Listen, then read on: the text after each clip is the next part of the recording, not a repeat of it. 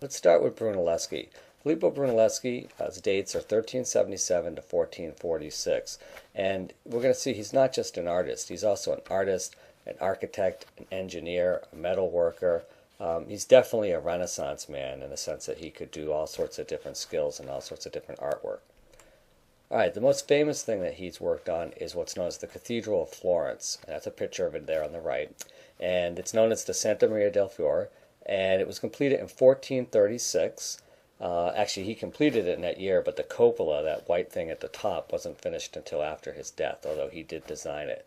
But the design was inspired by his study of ancient Roman ruins. So as a young man, Brunelleschi actually went down to Rome and saw these ancient buildings that had been standing at one time and was really inspired by classical architecture.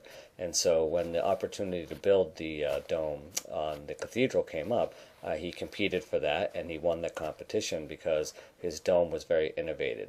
It was innovative because it used all sorts of techniques. For instance, the ribbing that you see, the white ribbing on the outside, and the fact that it actually has two domes. There's an outer dome and an inner dome, which actually lightened the dome, making it possible to build this massive dome over this cathedral, which for many years had been finished except for the dome because nobody could figure out how to put a dome on it. In fact, Brunelleschi is the guy who figured it out, and that's what actually helped to make him famous.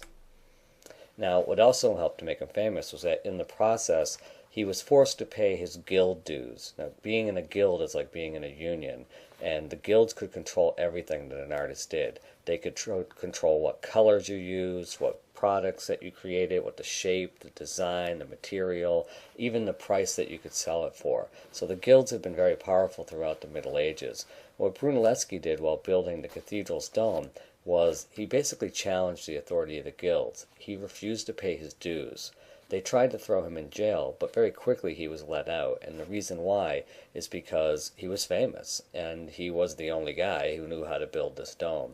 And so the city leaders decided he was more important as an architect than the guilds were as a sort of power authority, and so he was released from jail because without him they just couldn't build a dome. And that's a really important story because it sets the stage for artists being able to take control of the work that they do. And up until this point, artists usually had to do what the patrons told them to do. The patron would tell them what colors to use and how to paint the picture and what they wanted in and out of it, and the artists didn't really have much freedom to do the art that they wanted to do. Brunelleschi, by challenging the guild, sets the stage for basically making it possible for artists to sort of have some more control over what they do, and really planted the seeds for what we today call artistic freedom.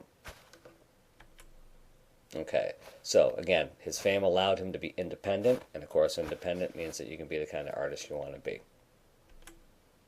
And that set the foundation for artistic freedom as a value. Right, so those are the two most important things about Brunelleschi, and again, he made it possible for the future artists to be able to do similar things. Here's some shots of the building that are worth looking at. If you look up in the top left, you can see actually where the ribbing of the dome exists and how he was able to sort of lighten that dome by having an interior and exterior dome.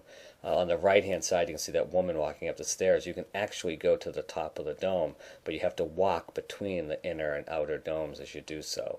And then again, here's another picture on the far left where you see the same thing. That's the pathway that you follow as you sort of wind your way up around the dome to the top of the dome. So it's a pretty impressive building, and in fact it still stands today, which is a monument to his engineering and his design skills, which of course, remember, he did without computers, and he had to do all the math and all the thinking through his head. Incredibly, he even had to invent things like giant cranes that could lift stone up to great heights. So again, his ideas of engineering were also just as important as his ability to be a sort of artist and an architect. Here's a really good shot from up above. This is Florence. And you can see the centerpiece of Florence is the cathedral. It sits right in the center of old Florence.